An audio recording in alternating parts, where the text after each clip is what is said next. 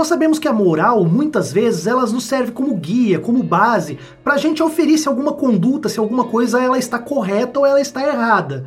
E muitas vezes o direito também parece possuir esse viés de apontar o que é certo e o que é errado, ou punindo ou então privilegiando determinadas condutas. Afinal de contas, qual é a diferença entre o direito e a moral?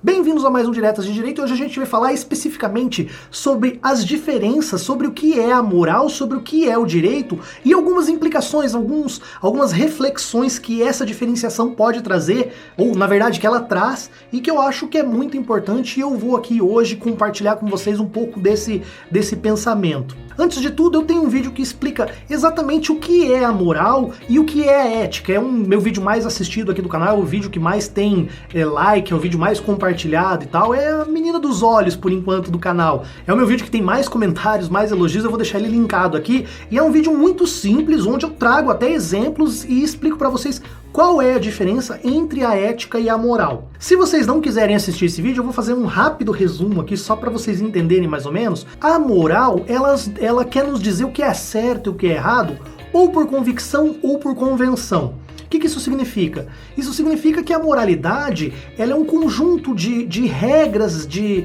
conduta dentro de uma sociedade que são aceitas ou são reprovadas de acordo ou com a convicção pessoal dessas pessoas ou por uma convenção, por alguma coisa, por exemplo não, na verdade quase sempre a moral ela provém da religião. Claro que existem outros grupos, outras sociedades, outros tipos de organização, por exemplo, as regras morais que tem dentro de uma prisão, as regras morais que tem dentro de um clube de futebol. Então tem vários detalhes, mas aí você dá uma olhada naquele vídeo que eu explico melhor. E a ética, por outro lado, a ética ela tenta auferir o que é certo e o que é errado somente pelo meio da razão. Tá? Eu também explico bem certinho lá o que é ética, e é por isso que a ética, às vezes, ela acaba sendo talvez até metafísica, não sei, algo como o conceito de justiça, ou o conceito de verdade, o conceito de ética.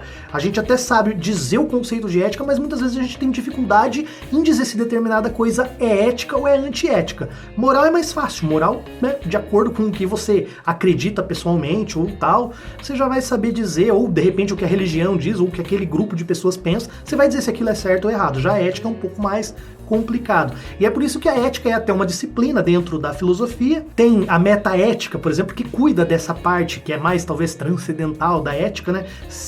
Como que você vai auferir se alguma coisa ela é ética ou é antiética. Mas nós estamos aqui para falar um pouco mais sobre o direito.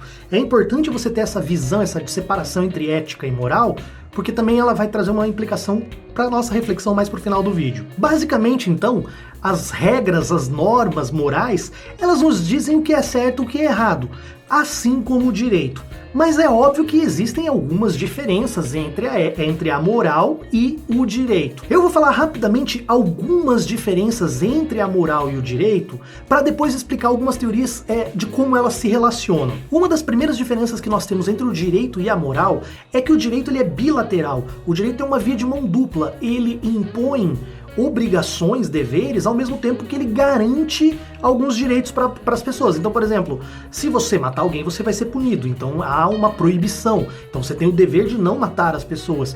Ao mesmo tempo que, por exemplo, você tem o direito de se aposentar com tantos anos de trabalho, ou se de repente você matar alguém, você tem o direito a ser julgado por um processo que garanta, por exemplo, sua ampla defesa, seu contraditório, entre outras situações dessa aí. É só um resumo simples, mas deu para entender que o direito sempre trabalha com direitos e deveres. Já a moral, ela trabalha somente com obrigações. A moral, ela impõe condutas do que é certo, do que é errado, de não fazer aquilo, ou de repente pode fazer aquilo, mas ela não garante direitos, ela é uma via unilateral, sabe? Ela só proíbe situações, ou ela só condena situações. Outra diferença que a gente tem é a exterioridade do direito. O direito, ele avalia, ele vai julgar, ou ele vai valorar as situações de acordo com as condutas externas que aquelas pessoas praticam. E isso, por exemplo, no meu vídeo que eu falei lá sobre a questão da pedofilia, se ela seria crime ou doença, eu falei um pouco disso. O direito, ele vai punir as condutas externas das pessoas, não o que a pessoa tem como sentimento, como íntimo, o que ela pensa, o que ela deixa de pensar.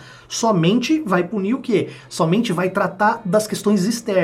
E a moral não, a moral ela é uma interna, ela é uma questão que diz respeito ao âmago da pessoa, aquilo que a pessoa crê que é certo ou ela crê que é errado. E por isso que a gente diz também que a moralidade ela é autônoma, ela parte do próprio indivíduo e é ele que tem que decidir se ele vai aceitar ou não vai aceitar aquela regra moral. Já o direito tem como característica a heteronomia, ele é imposta às pessoas e ela obriga as pessoas a se sujeitarem àquelas regras, né, desde que seja uma regra do direito devidamente feita e tal. Então ela impõe essa vontade a todas as pessoas. E por fim, a principal característica que diferencia a moral do direito é a coercibilidade. O que é isso?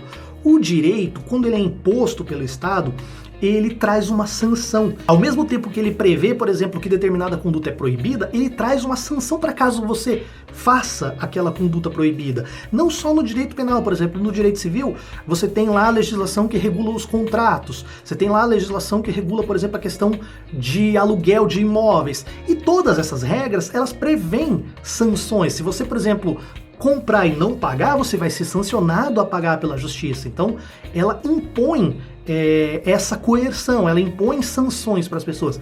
Já a moral, ela nunca pode impor sanções.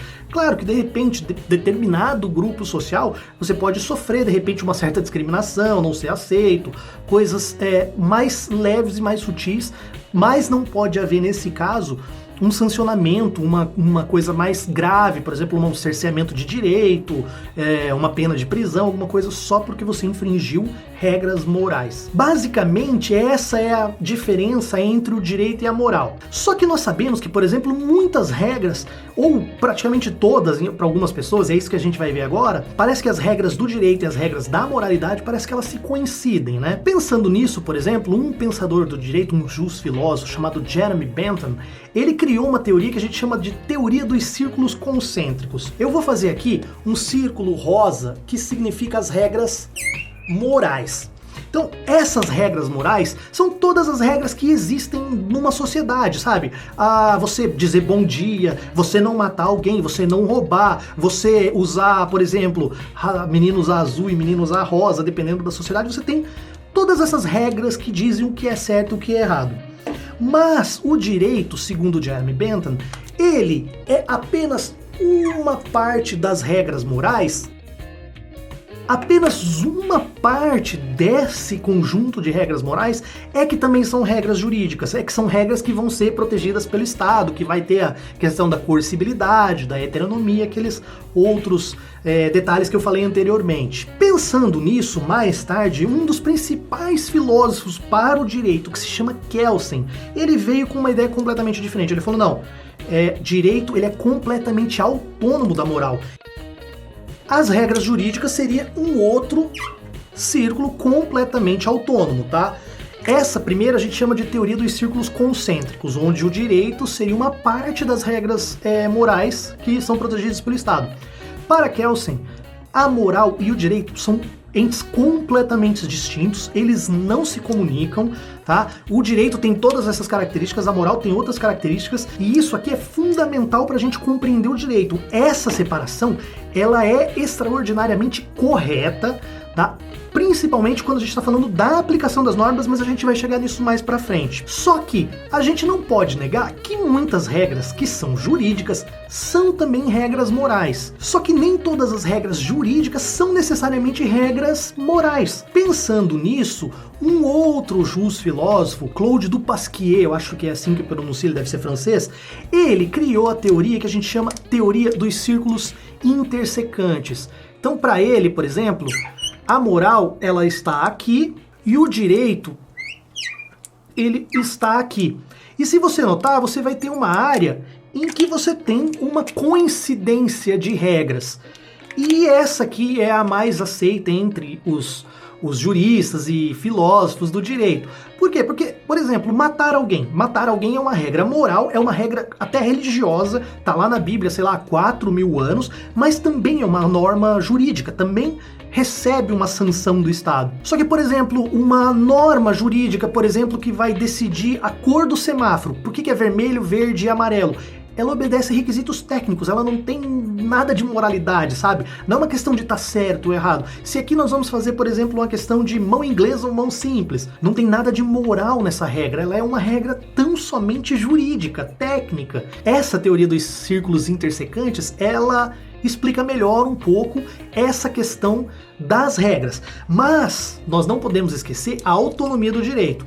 Então, embora as regras sejam comuns, o direito ele continua sendo autônomo. Se a regra for moral e jurídica, tá, beleza, você vai dar o tratamento jurídico para ela.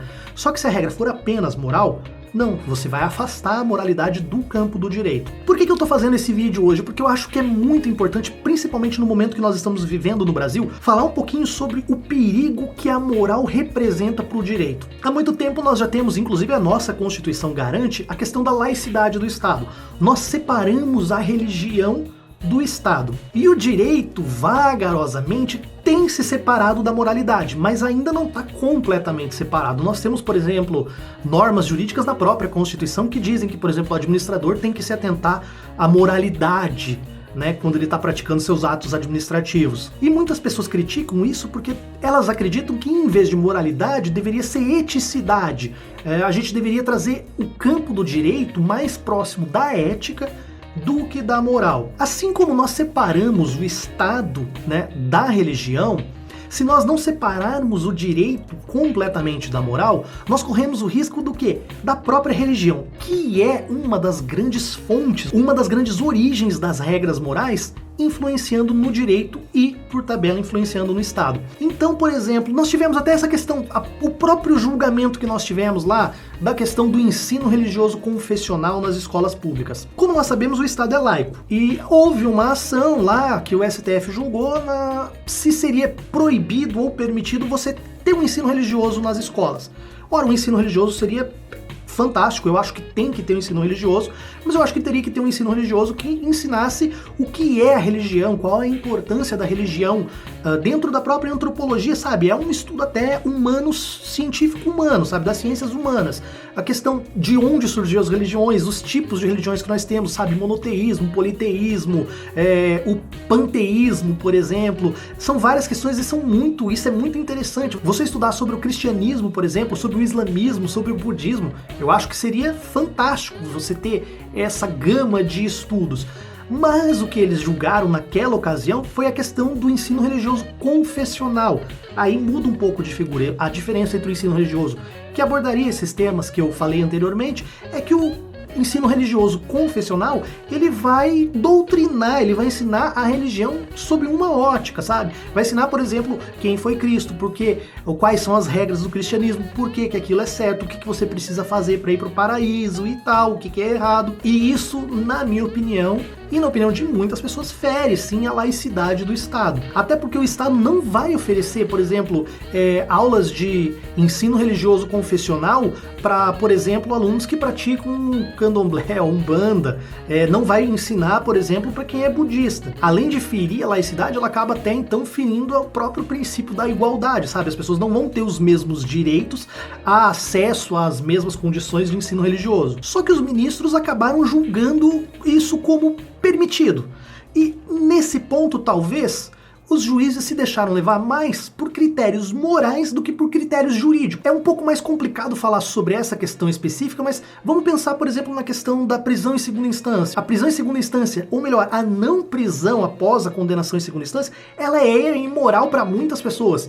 E a gente não tem como negar, ela é imoral e pronto, sabe? Para a maioria das pessoas, aquilo é errado, mas para o direito não. E os nossos juízes, né, os nossos ministros, eles acabaram contornando o direito, levando muito em conta a opinião pública, levando muito em conta a moral. Aí você consegue imaginar o problema que isso pode significar a longo prazo, ainda mais se você tiver aí, por exemplo, a questão do emparelhamento dos Supremos, né, das Supremas Cortes Brasileiras, do STJ e do STF. Pessoas, por exemplo, que acham que menino tem que usar azul e menina tem que usar rosa, escolhendo os ministros que vão julgar as causas e que vão acabar, às vezes, colocando a moralidade acima do direito. Há muito tempo, muitos juristas, e um que eu acompanho muito, que eu adoro ler as colunas dele, que é o Lênin Streck, ele bate muito em cima disso. O direito a gente não pode ter torcida por lado do direito, a gente não pode torcer por resultado, a gente tem que esperar um resultado justo. Então, por exemplo, se eu acho que fulano matou, e eu vou no processo, vejo o julgamento, vejo as provas,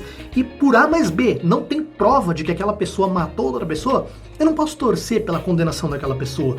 Eu não posso querer ferrar com uma pessoa porque eu não gosto dela, ou porque eu acho que aquela pessoa matou. Não, o direito ele tem que se ater as regras técnicas do próprio direito, do sistema jurídico, do ordenamento jurídico. E os juízes, eles precisam sim trabalhar de acordo com essas regras, não com o clamor das ruas. Outra questão que está muito em pauta, muito em voga, é a questão, por exemplo, do aborto, ou a questão da descriminalização do uso de drogas. São questões que muita gente pensa com a moral. Então, por exemplo, eu acho que é errado porque a minha religião diz que é errado. Cara, e o direito? O Estado, que é laico, que tem que ser técnico, que tem que se aproximar da ética. Qual é a ética dessa questão, sabe? Então é muito perigoso a gente deixar o direito permeado de regras morais e não saber fazer essa separação. Acho que a reflexão que eu queria trazer para vocês no final desse vídeo era essa. A gente precisa o quê? Separar a moral do direito, assim como a gente já separou uma vez a questão da religião do Estado. Porque enquanto a gente não separar a moral do direito, a religião vai estar lá, vai estar dando pitaco, vai estar criando regras que são completamente absurdas. A questão da própria homossexualidade, assim, por que o casal homossexual não pode casar? Qual é o mal, qual é o prejuízo que essa relação entre essas pessoas pode trazer para um Estado? Sabe, não há nenhuma, não tem por que o Estado não proteger aquelas pessoas também. Mas as pessoas são contra por quê? Porque o pastor da igreja diz que aquilo não pode ser permitido. Cara, se você não acha que é certo, não faça. O Estado, ele não pode se curvar às regras morais. A gente não pode deixar que pastores, que padres, que qualquer tipo de grupo imponha aquilo que ela acha correto no círculo dela para toda a sociedade. E é por isso que o Estado já tem essa questão da laicidade. E é por isso que a gente precisa tirar a moral do direito também. Então é isso. Se você gostou desse vídeo, deixe seu like. Se você concorda comigo aí, compartilhe e leve para as outras pessoas essa mensagem, essa informação. E a gente se vê no próximo vídeo.